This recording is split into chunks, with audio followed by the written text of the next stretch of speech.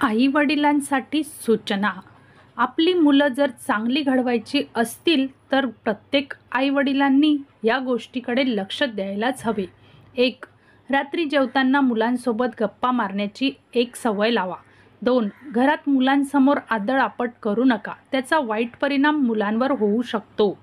3. रोज एका चांगल्या कामाची सवय लावा, त्याबद्दल मुलांसोबत बोला. 4. मुलांना घालून पाडून बोलू नका, मुलं तुम्हाला हळूहळू अवॉइड करतील. 5. मुलांनी केलेली चूक असेल तर त्याला लगेच माफ करून समजावून सांगा. चांगलं काम केलेलं असेल तर कौतुक करावे. 6. मुलांसाठी बाबांकडे वेळ असावा. कितीही काम असेल तरी मुलांना लहानपणीचे बाबा आठवणार आहेत, पैसे नाही. 7. आईसाठी बाबांनी मुलांसमोर छोट्या छोट्या गोष्टीतून प्रेम व्यक्त करावे.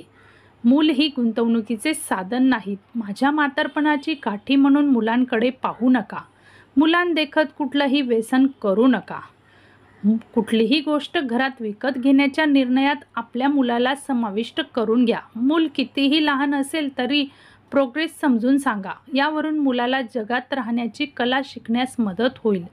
मुलांचे कोणते छंद जोपासू शकतो याबाबत घरात चर्चा करा.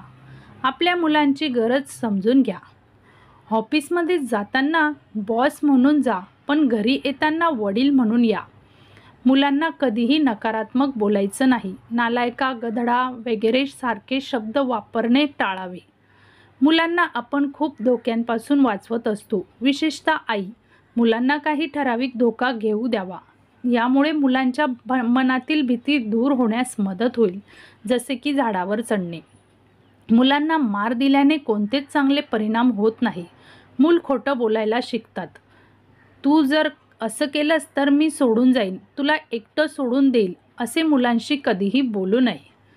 मुलांच्या चुकीच्या वर्तनाबद्दल माफी आणि चांगल्या कामाबद्दल कौतुक असावं. यश हे माणसाच्या इच्छेपासून निर्माण होत असते. मुलांच्या प्रोग्रेस बुककडे पाहण्याचा दृष्टिकोन निकोप असावा.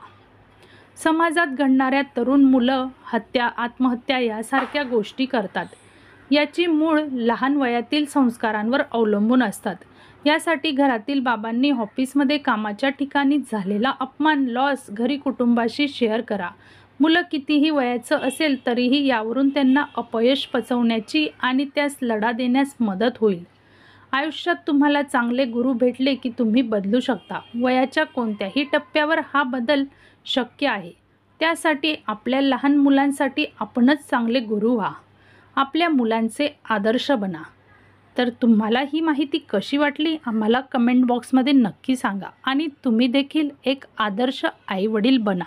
आपल्या मुलांकडे लक्ष द्या. पुढील पिढी आपल्याला चांगली संस्कारित घडवायची आहे. धन्यवाद.